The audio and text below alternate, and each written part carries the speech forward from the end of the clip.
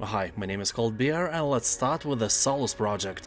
For me, the world of Solus brings out some nostalgic memories from the sci-fi short stories I read when I was a teenager. It has some weird Ray Bradbury vibes of a beautiful but really menacing world. You know, the alien ruins are scattered everywhere and some of the weird machines are still working despite the fact that all the aliens are long gone. Visually, this game is stunning, although gameplay-wise, it's a bit of a different story. No, it's not a bad game by any means, but the Solus Project is a hardcore survival title, and that may not be for everyone. It has all the nasty survival elements you can think of. You are affected by cold, thirst, hunger, various events of an alien planet, and many other features that at first may feel annoying, but overall helps you highly immerse into the gameplay. Or, you know, more likely instead of immersion, you just die, over and over again. Although keep in mind that if you die often enough and this mechanic is not for you, you can just turn all this survival bullshit off. Yeah, the Solus Project just lets you play casually. Of course, you immediately lose all the immersion, but you can explore the surroundings, solve puzzles, and enjoy interesting story.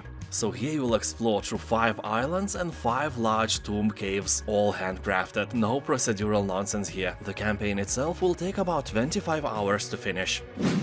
Don't starve. Here you play as Wilson, a gentleman scientist who has been trapped by a demon and transported to a mysterious wilderness world. You must learn to exploit this environment and its inhabitants if you ever hope to escape and find your way back home. Although be warned, you will not be given any instructions. No help, no hand-holding, no penis holding. Here you will start with nothing. Craft, hunt, research, farm, and fight to survive. The game is really challenging, but it is also one of the best games for survival fans, and 96% of positive reviews can confirm that without a doubt.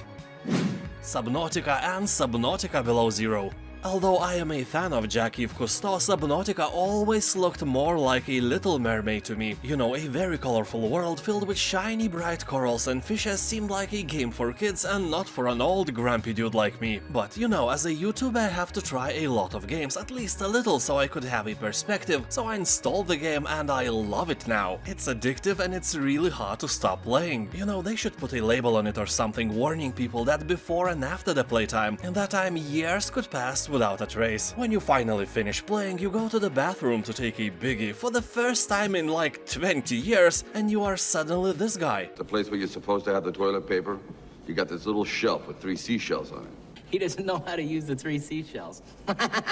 So yeah, that's what Subnautica can do to you. And Below Zero is Subnautica too, but you don't have to play the first part to understand everything. For example, I would start from the first part, but just because I could have more of it to play. But hey, it doesn't really matter. Darkwood. If you could imagine a Lovecraftian forest with all the horrors in it, Darkwood checks all the marks. It is heavily inspired by, for example, Color Out of Space, and even has some Easter eggs in this field. When I played it, I felt that creators probably took a lot of inspiration from Stephen King as well, who is himself a fan of Lovecraft, and you can feel the influence in many of his novels, starting from madness-infusing Shining to the horrors of the unknown in The Mist. So the Darkwood makes you feel that you are trying to survive in one of these stories. Creepy monsters, inhabitants and ever-changing woods surround your every step. By day you collect resources and explore the area, but by night you must barricade yourself in a safe place because various beasts of horror will try to make you, less alive. So every night is a battle for survival, and every day is another chance to make your fortress stronger. Story is great, the gameplay is great, and the game is simply a must-play. Frostpunk. If you ever had a dream to make children work in the mines, this game will fulfill this dream of yours in no time. Frostpunk is a city management and building game, but with heavy survival elements and resource management mechanics. You will be in charge of a steampunk society that survived the collapse of civilization. But sometimes it's better to perish with the others than to be governed by a maniac like you. Just remember those children you sent into the mines. Anyway, their hands are tiny but they are fast. Some of them might die. Their parents will organize a coup against you, but, you can't rebel if you're dead. You rebel, you die. Also in this way you will have less people to feed. Everything falls in place like mayonnaise on the potato salad. Since the premiere, Frostpunk has been enriched with a number of updates. Now you can enjoy the new Endless mode that increases the game's replayability. There is also a new scenario, the Fall of Winterhome, that further expands the game's universe and lore. And for the dessert they added things like naming characters and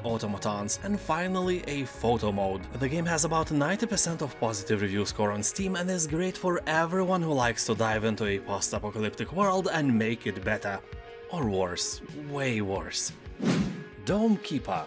The discount is not very high, but the game is very affordable anyway. People behind the project are not greedy. Dome Keeper has about 90% of positive reviews, so it is obviously a hidden gem you may want to try. Well, a nice polished rock at least. This is a roguelike survival miner where you will defend your dome from wave after wave of monsters. You will use the time between each attack to dig beneath the surface and search of valuable resources and artifacts, and use them carefully to choose powerful upgrades and bonuses. People on Steam are talking that the game is very polished, rich and imaginative. It's all you need for your free time. Well, this and potato salad.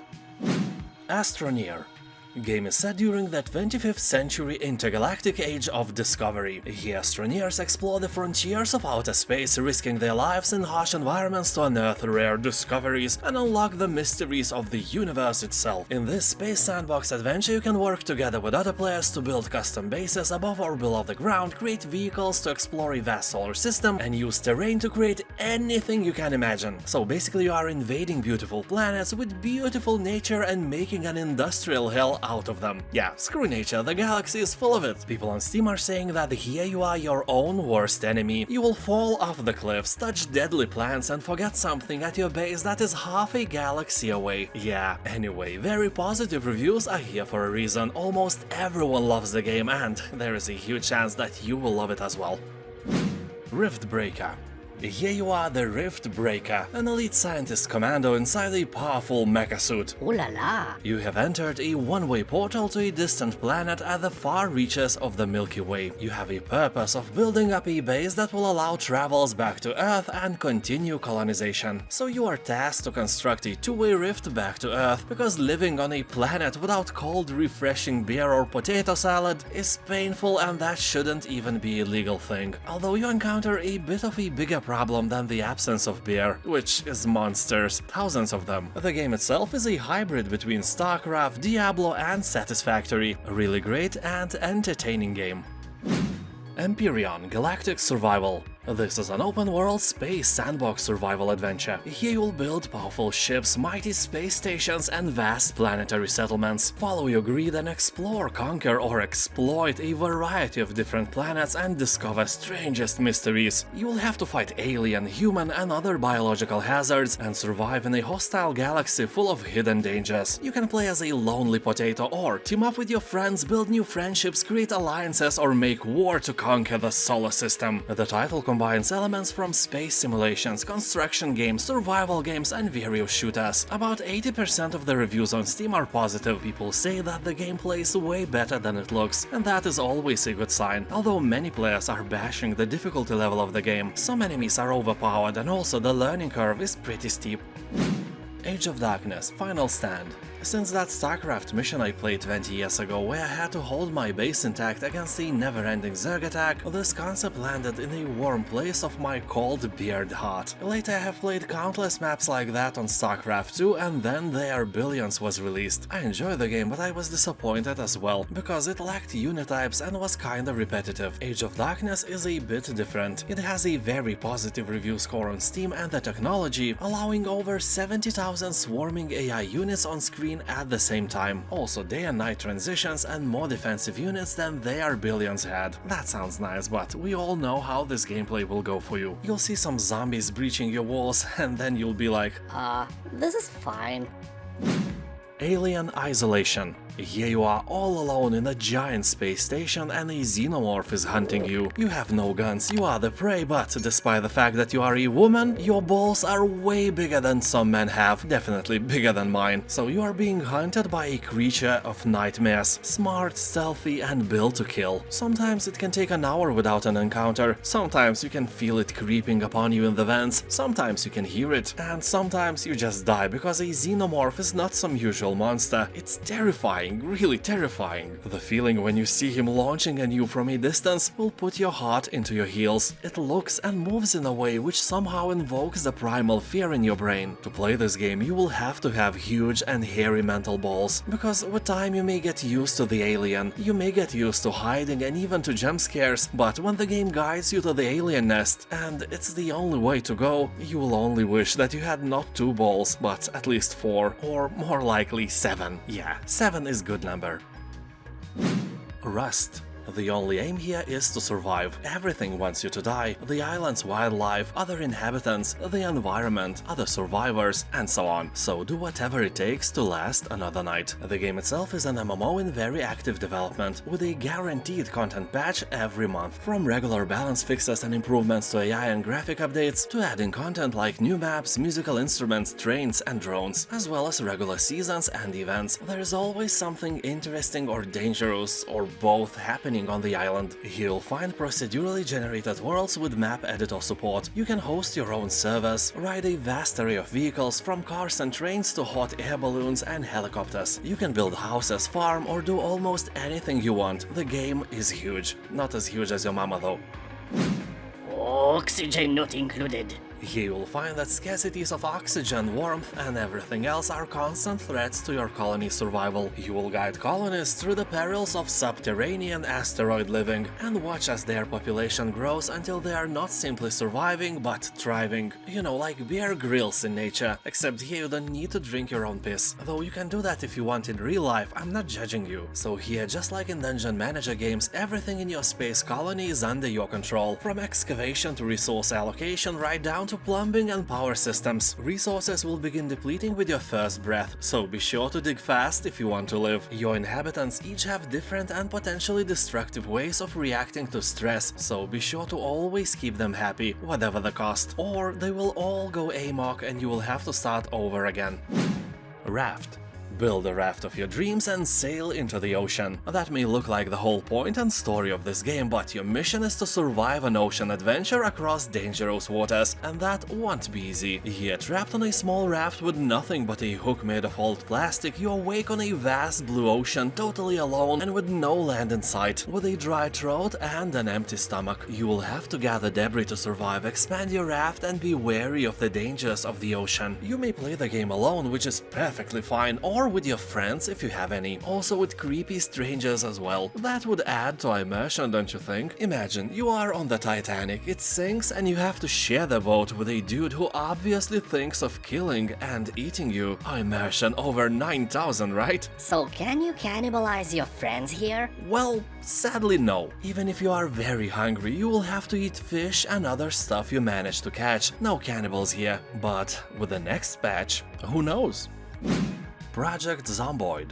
The fact that this game is in early access from, wait for it, from 2013, so 10 years now, doesn't scare the crowd of giving it a very positive review score, with the recent 8,000 reviews being in an overwhelmingly positive range. So what is this phenomenal title? Well, to say simply, it's a zombie survival game, but to say that, it's just like scratching the surface of the whale balls with your nail. And I'm not sorry for putting this picture into your head. Also, now you're thinking, Do whales actually have them? I don't know, it's for you to Google, I guess, I'm not brave enough. So Project Zomboid is a sandbox and your goal is to survive as long as you can. So basically this is an enormous world full of opportunities to die horribly, in one way or another, sooner or later, but you know, you will. You can play the game alone or with friends, even 4-player split-screen co-op mode is available. That is for sure not a thing you may casually encounter, but you know what you will encounter casually here? Depression, boredom, hunger, thirst, illness, cold nights, electricity shortages, hordes of zombies, and winter. Winter is coming, and you don't have proper clothes. But I have. No, you don't.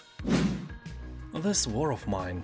Here you will take care of a group of civilians trying to survive in a besieged city, struggling with lack of food, medicine, and constant danger from snipers and hostile scavengers. The game provides an experience of war seen from an entirely new angle. The pace of the game is imposed by the day and night cycle. During the day, snipers outside stop you from leaving your refuge, so you need to focus on maintaining your hideout, crafting, trading, and taking care of your survivors. And at night, take one of your civilians on a mission to scavenge through a set of unique locations locations for items that will help you stay alive, you know, like medicine or a box of beer. The Long Dock. When I look outside my window into the vast wilderness of North and Eastern Europe, I realize that I don't need games like that. I live in one of them. Snow, ice and cold rules my land, and only the power of my heater keeps me alive. I have to pay 100 euros per month for it, but, you know, it's worth it. Not dying is great. And for the rest of you who are way more lucky with the climate, I should probably say that this game, despite sometimes being very relaxing, is kinda hard. You will starve, you will be thirsty, you will be cold, and you will be eaten by a bear, still while being alive, screaming and kicking, you know, with the rest of your body that is still not eaten at the moment. So with this joyful note, I must stress out that this is an amazing survival game with more than 90% of positive reviews on Steam. People are talking that this is an artistic masterpiece and one of the best games of the genre. Barotrauma.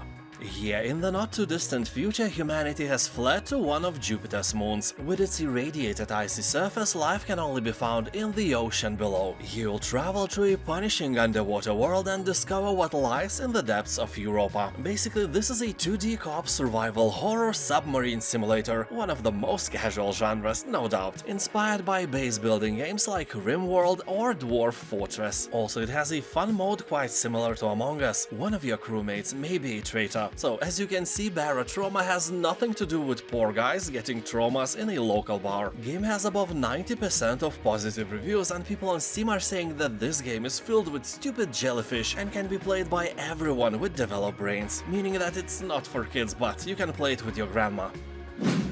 Dysmantle. You can break almost all the objects for materials and craft new items from them. Explore the handcrafted open world and uncover its mysteries, clear areas of monsters and claim them as your own. Also build bases to establish your presence and farm exotic plants to reap the rewards as crops get ripe. Game has 92% of positive reviews on Steam and only 3% short from overwhelmingly positive title. People are talking that this is very relaxing but also a challenging game. You will stumble on areas with a large group of zombies and will get stressed a lot, but later you will grow some potatoes and enjoy a relaxing atmosphere in your garden.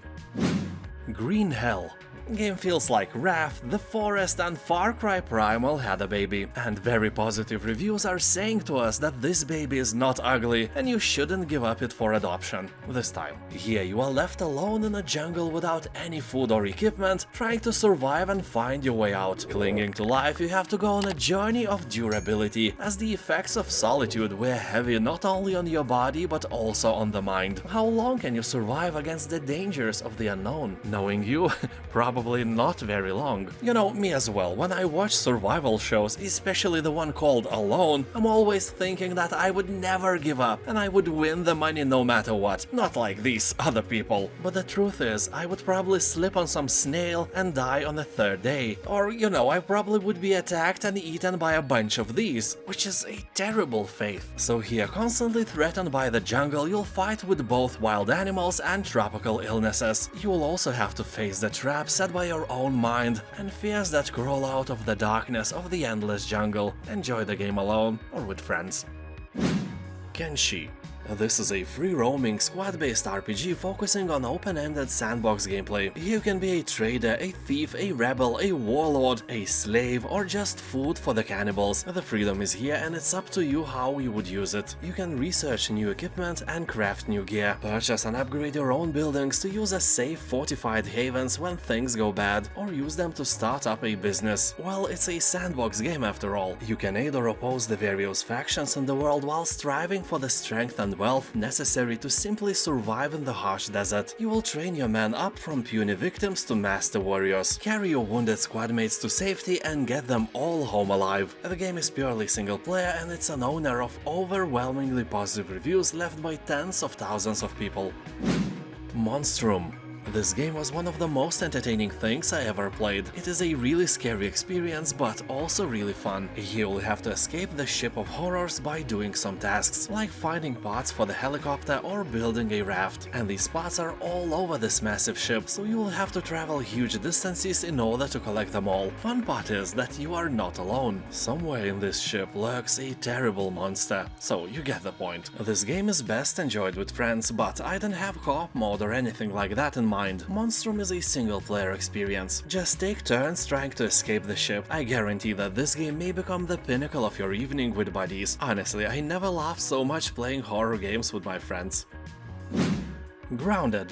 One of the smallest open-world games. You can only freely move around in your yard of several square meters. The trick is that the game follows the best traditions of famous movie Honey, I Shrunk the Kids. And here you are literally shrunk to the size of an ant. So actually this world is vast, beautiful and dangerous place. You know, almost every predator is bigger than you. Probably a dog peeing on some flower can literally drown you, in a way that you wouldn't want to be carved on your tombstone. So here we'll explore, build and survive together in this first-person multiplayer survival adventure. So can you thrive alongside the hordes of giant insects fighting to survive the perils of the backyard? Well, alone probably not, but if you have some friends or a loving mother-in-law, you can play the game together and have lots of fun. The rating on Steam hovers around 90%, and that is always a sign of a good game.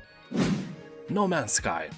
The game was released 7 years ago and it flopped like no game has ever flopped before. Despite that, developers scooped their shattered dignity and textures together and molded it into a great game. No Man's Sky is a live project. Updates are constant, the game is getting better and better every year. They are serious about this game and that's why the price never goes below 50%. You know, they have to pay salaries to all the people updating the game, so they could buy delicious ingredients for the best potato salad. The game itself is an open-world galaxy sim where you craft and build stuff in order to survive. It's one of the best games of the genre, so if you are up for the adventure, don't overthink it.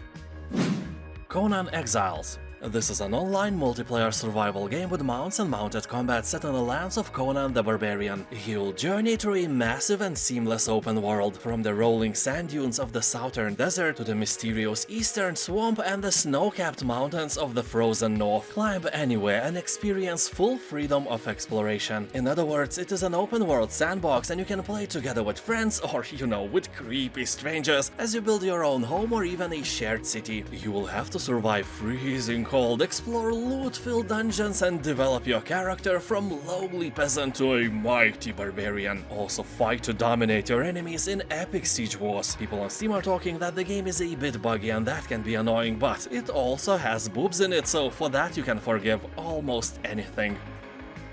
State of Decay Juggernaut Edition. This is an open-world survival game set just after the zombie apocalypse. Your small community of survivors seeks to rebuild a corner of civilization and you get to make all the decisions about how that happens. So, knowing you, humanity is doomed, and it's all your fault. For those who are concerned, this is a single-player game with an option to play co-op. So, this is not some MMO or online shooter battle royale with zombies, no, this is a serious game with base building, RPG mechanics and permanent death. Yeah, that doesn't sound cool, but believe me, it is very good for immersion. You won't be jogging around with your PP out, swinging left and right, you be careful and take the game seriously instead. You will decide who to recruit to your team, where to settle your community, how to fortify and upgrade your base. You will select which survivor to bring along on a scavenging run for the ammo or ingredients for delicious potato salad, and who you use to fight off the zombies attacking your base. People on Steam are saying that this game has probably the closest feeling to The Walking Dead show, and a very positive review score is a proof of that. Smalland Survive the Wilds. You'll traverse puddles as big as a lake, scale skyscraper-sized trees and scramble through cavernous cracks in roads as you explore a huge open world from a new perspective. Well, honestly, we all saw this in Grounded already, but that game is obviously oriented to a younger audience, and Smalland is more like a traditional open-world RPG with heavy crafting and survival elements. Yeah, keep that in mind. The game is filled with various challenges. The squirrel gangs that see you as a walking peanut can be a little overwhelming and add an unexpected twist to your tiny adventures. One of the coolest things is that you can ride various creatures, and not only on the ground, there are plenty of flying mounts as well. And for me, after flying for countless hours in Hogwarts Legacy, it's very hard to go back to any game that doesn't have this feature. Anyway, you can play the game alone or with friends, but keep in mind that it is still in early access, so you can run into various problems nobody else has ever even seen before. Also, if you are afraid of spiders, fair warning, you are a pussy. I'm kidding, I just wanted to stress out that here you will encounter some realistically looking and moving spiders that may not be compatible with your raging arachnophobia. Dying Light Definitive Edition. This is a great deal which includes the full game and a huge expansion with a new story, vast original map and a customizable buggy to drive. Also 2 additional game modes, 2 additional quarantine zones, exclusive weapons and outfits. The game has an overwhelmingly positive review score on Steam, and that makes at least 95% of all players happy with their purchase. Anyway, you will have to survive in a city ravaged by, obviously, zombie virus and freely roam around basking in its unique atmosphere. You will also use parkour skills to jump or climb buildings and reach remote areas. But the most dramatic shift in the world comes at the sundown, as you change from a hunter to a hunted. That is a terrifying experience, and you would never leave the safe zone at night, but the best quests and rewards await you only when the darkness falls. Also, if you are used to taking free games from the Epic Store, you may already have it, so check your library. Ark: Survival Evolved. You are stranded naked, freezing and starving on the shores of a mysterious island called the Ark. You must hunt, harvest resources, craft items, grow crops, research technologies and build shelters to withstand the elements. Use your cunning and resources to kill or tame and breed many different species of dinosaurs. Various Potatosauruses, cold raptors and other ancient creatures roaming the land. And team up or prey on hundreds of other players to survive and dominate. Speaking about domination, when I was like 10 years old and I was visiting the bathroom in my friend's house, I was trying to pee as loudly as possible to show his family who the real alpha male is. His father never let me in ever again. You know, out of fear. So domination is in my genes. I hope it is in yours as well. Ancestors: The Humankind Odyssey. This is a really original and truly amazing game where you play as an ape. Yeah, your journey starts 10 million years ago, and by then we still shared our ancestors with gorillas and chimpanzees. Our last common ancestor with the apes, chimpanzees to be exact, is known to be roughly about 5 million years old. So you start as an ape and over the years evolve into an early human. The whole game spans from 10 million to 2 million years ago. Your task is for you and your tribe not to die and not to choose the path of extinction. The future of humanity is in your hands, like literally. As developers say, evolution was not written in stone. Your decisions will shape how you will overcome obstacles, increase your species, and what knowledge you will pass on to future generations. You can focus on specific attributes or choose a more balanced approach to survival. Your clan's ability to survive will be directly impacted by your decisions and choices, making each player's experience a unique one. It's a wonderful game reminding us that we are just starting to go on our evolutionary path as human species. 2 million years is nothing. Dinosaurs existed for 165 million years before they all died out, except the birds, of course, add another 65 million years to that big number. That is a huge difference. Not as huge as your mama though. Amnesia: The Bunker. If you played Alien Isolation, then you know the drill here. There is a monster and it's chasing you. The Bunker is a way smaller game than Alien Isolation, but it dwells on the same idea of an elusive monster inhabiting the same place as you. And if in Alien Isolation you found yourself in a giant space station, here you are trapped in a cramped underground tunnel net under the battlefield of the First World War. Don't forget that creators of Amnesia Frictional Games were the pioneers of horror games without weapons. Remember Penumbra? Yeah, that was a gem. So I have no doubt that developers of Alien Isolation took inspiration from the Frictional Games while creating their weaponless Xenomorph game. And now Frictional Games took inspiration from Alien Isolation's monster. The circle has closed. The game is really fun, although after seeing the monster a few times, it becomes less scary. So it becomes really playable by various pussies like us. It's a wonderful survival game, and if you like the concept, you are up for a treat. Minecraft. So basically everyone knows the game, although among older people there is a false misconception that Minecraft is only for the younger generation. It is not, that is nonsense. Many years ago, when I was some 30 and plus years old, I played Minecraft every day for half a year. I even started a dedicated YouTube channel. It wasn't like nowadays where people play Minecraft with friends and have ridiculous amounts of fun. No, I played it alone, I never had friends anyway, and uploaded my adventures to the internet. Honestly, in half a year I collected about 600 subscribers, and then I abandoned the game and the channel forever. It wasn't because I got bored, but rather because of the changes in my own life. When I got my first job as a screenplay writer on TV, started to work with local self-important TV stars, and so on. So if you think that Minecraft is not for you, that is not true. This is an incredibly immersive game where you will never run out of things to do. Valheim.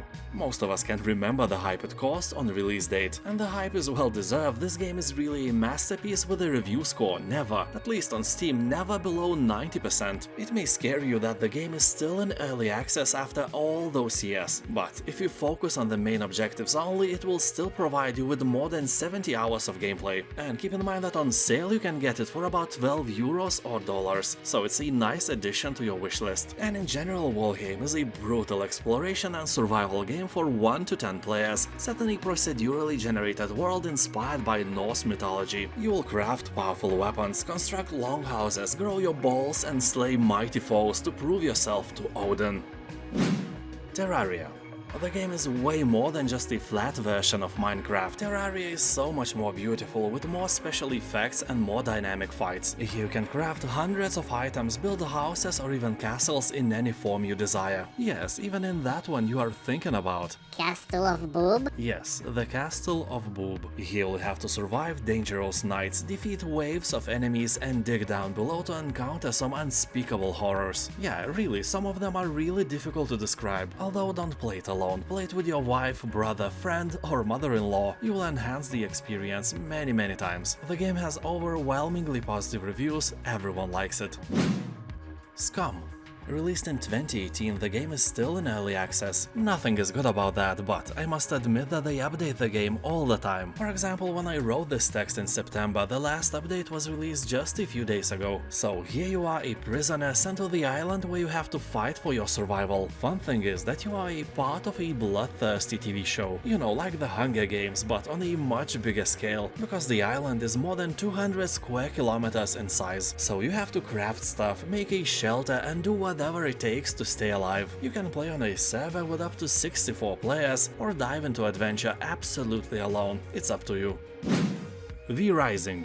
In this survival action RPG, you will awaken as a weakened vampire after centuries of slumber. You will hunt for blood in nearby settlements to regain your strength, while hiding from the scorching sun and aggressive garlic loaves. You will also have to rebuild your castle from ruins and convert humans into your loyal servants in a quest to raise your vampire empire. People on Steam are saying that the combat here is largely dependent on skill and not on RNG, which is undoubtedly one of the best features of this game. Also, the co-op part of V-Rising is made very well, so if you have a friend, you have my all recommendations to play this game together. And I literally mean together, not against each other, because the PvP part of the game is pretty boring. Well, for now. As I've mentioned, V-Rising is still in early access.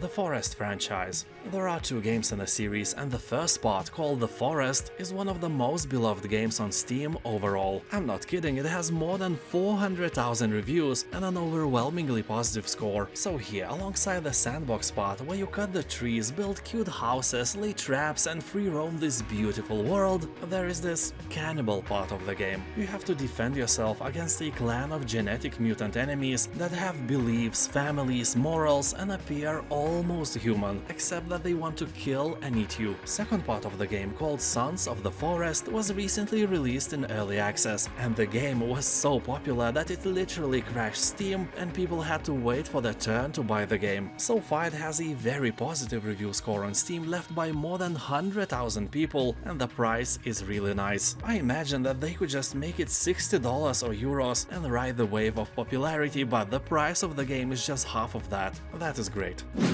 Starbound. This is basically a Terraria in space where you create your own story. There is no wrong way to play. You can go and save the universe from the forces that destroyed your home, uncovering greater galactic mysteries in the process. Or you may wish to ignore this heroic journey entirely in favor of colonizing uncharted planets, collecting rare creatures, or delve into dangerous dungeons and lay claim to otherworldly treasures. Discover ancient temples and modern cities, trees with eyes, mischievous penguins and talking ding-dongs. Well, you'll be first to find those, but you never know. Universe is endless. Dying Light 2: Stay Human. Playing this game while being sober was an act of heroism on my side. You know why? Because this game is scary and it amplified my anxiety levels. They went up through the roof while I was playing it. Speaking about roofs, most of the time you will parkour and climb on them. I played the game for more than 10 hours, and in those hours I spent about 5 minutes on the ground. I don't even know if the city itself is beautifully done. There's no need to go down, it's too dangerous. That's what she said. And you often bump into a dead end with too high unjumpable walls, and that is a bit inconvenient when you are running from a herd of brain-thirsty zombies and the level of your anxiety is melting your brain down. It's a fun game to try, but do not expect miracles. For me, the deciding factor to leave it and never go back was degrading weapons. You can kill like 10 zombies with one weapon and then it breaks, so you can't have a favorite weapon here. That is really terrible. I made a review video back then and gave it 6 cold beers out of 10. Now I'm thinking, because it's on sale, for this price maybe 7 is a more accurate score. Anyway, the price is still kinda high, be cautious, read the comments. Rimworld.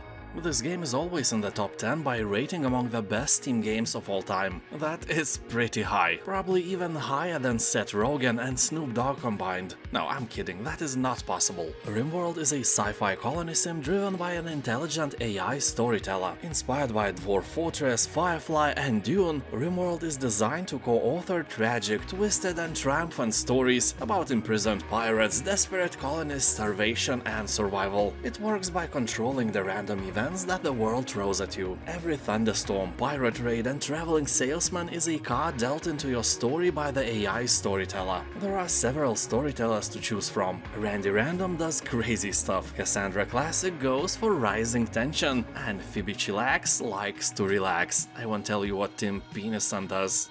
No. You begin with 3 survivors of a shipwreck on a distant world, and then your story begins. You will have to manage colonists' moods, needs, wounds, illnesses, and addictions. The game is not only huge, it's massive. Like, you know, your mama. And now, thank you for watching, have a nice day, and I'll see you Next time. Bye.